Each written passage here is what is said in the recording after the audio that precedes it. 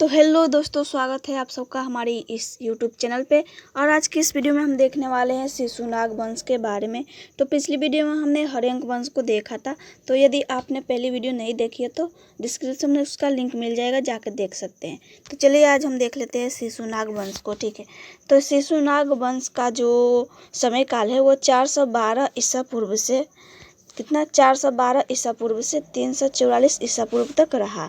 और इस वंश के संस्थापक कौन थे? तो शिशुनाग थे। ठीक है, इस वंश के संस्थापक शिशुनाग। चूँकि हमने पिछली वीडियो में देखा था कि हर्यंक वंश के अंतिम शासक होते हैं नागदशक, और वो एक अयोग्य शासक होते हैं, यानी कि योग्य नहीं होते हैं। ठीक है, और शिशुनाग जो थे नागदशक के ही सेनापति थे, जिसके वजह से यानी कि जो नागदशक थे वो अयोग्य शासक नहीं थे, जिसके कारण शिशुनाग ने उन्हें मार दिया, यानी कि उनकी हत्या कर दिया और गद्दी पर बैठ गए। ठीक है, और उन्होंने क्या किया, नागदशक को मार के शिशुनाग ने अपना अधिकार कर लिया मगध पे, और हर्यंक वंश को बदलकर शिशुनाग वंश की स्थापना कर दी, यानी कि शिशुनाग वंश की स्थापना की। इन्होंने अवंती तथा वत्स राज्य पर अधिकार कर लिया और उसे मगध साम्राज्य में मिला लिया। यानी कि इन्होंने क्या किया कि अवंती महाजनपद तथा वत्स राज महाजनपद पर भी अधिकार किया, यानी कि जीत लिए और उसे मगध साम्राज्य में मिला लिया। इन्होंने अपनी राजधानी पाटलिपुत्र से हटाकर वैशाली को बनाया। यानी कि इन्होंने क्या किया, उदयन ने बनाया था पाटलिपुत्र को अपना राजधानी हर्यंक वंश में। फिर इन्होंने क्या किया कि जब इनका अधिकार हुआ, यानी कि शिशुनाग वंश की स्थापना की, तो इन्होंने पाटलिपुत्र से राजधानी हटाकर कहाँ बना लिया, तो वैशाली को बना लिया। तो ऐसे सारे राजाओं ने क्या किया, अपने अपने हिसाब से अपना अपना राजधानी बदलते गए। जैसे कि हमने पहले बिंदुसार को देखा था, तो उन्होंने अपना राजधानी राजगीर को बनाया था। उनके पुत्र है अजातशत्रु, तो उन्होंने अपना राजधानी वैशाली को बनाया।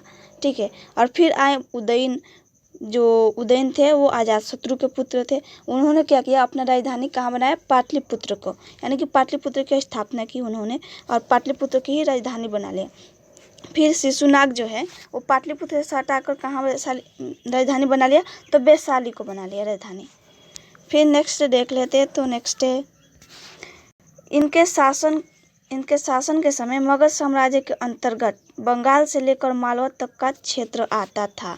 यानी कि जो शिशुनाग का शासन काल जो था, उनके शासन काल में मगध साम्राज्य के अंतर्गत कहाँ से कहाँ तक का क्षेत्र आता था, तो बंगाल से लेकर और मालवा तक का क्षेत्र किसके अंतर्गत आता था, तो मगध साम्राज्य के अंतर्गत आता था।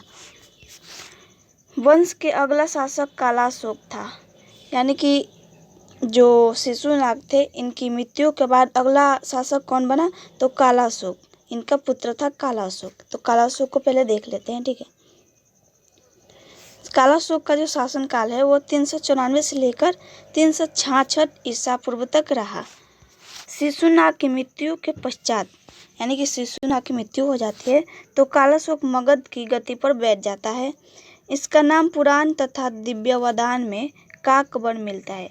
यानी कि जो कालाशोक है, इसका नाम जो है वो पुराण तथा दिव्यवदान में क्या मिलता है, काकवर्ण, यानी कि इसका काकवर्ण भी एक नाम है। ठीक है, फिर नेक्स्ट देख लेते हैं। तो इसने, यहाँ पे किसने लिखा है, लेकिन यहाँ पे इसने होगा। ठीक है, इसने वैशाली के स्थान पर पाटलिपुत्र को पुनः अपनी राजधानी बनाया।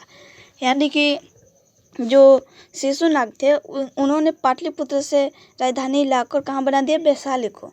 और फिर ये कालाशोक जो आए, उन्होंने क्या किया कि पाटलिपुत्र से अब राजधानी हटाया और पुनः वैशाली को राजधानी बना लिया। ठीक है, इस समय द्वितीय बौद्ध संगीति वैशाली में हुई। यानी कि कालाशोक के समय ही द्वितीय बौद्ध संगीति हुई, कहाँ पे, तो वैशाली में।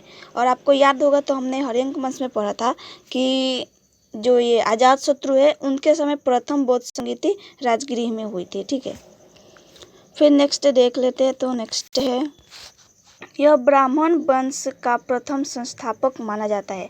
यानी कि जो कालाशोक है, इन्हें ब्राह्मण वंश का पहला संस्थापक माना जाता है। इन्हें पुराण के अनुसार ये क्षत्रिय थे। यानी कि पुराण के अनुसार जो कालाशोक थे वो क्षत्रिय थे। इस वंश का अंतिम शासक नंदीवर्मन था। यानी कि जो कौन सा वंश चल रहा है हमारा? शिशुनाग वंश। तो शिशुनाग वंश का अंतिम शासक कौन था?